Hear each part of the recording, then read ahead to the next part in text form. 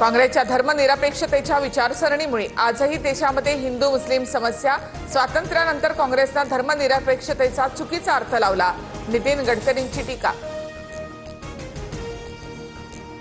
भाजप नेते सुधीर मुनगंटीवारांनी मुख्यमंत्र्यांची भेट घेतली. विविध विकासात्मक विषयांवर सविस्तर चर्चा. सुधीर मुनगंटीवार यांची ट्विट करत माहिती.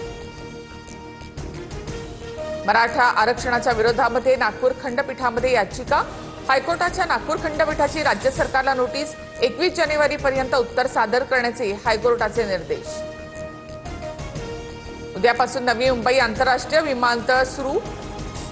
पहिल्याच दिवसापासून प्रवासी वाहतुकीसोबतच माल वाहतूक देखील होणार.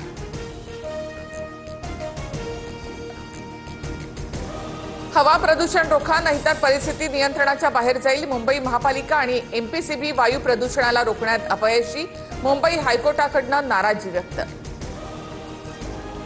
सोनं 700 रुपयांनी तर चांदी 12,000 महागली. सोनं 1,40,801 रुपये तर चांदी 2,28,607 रुपये.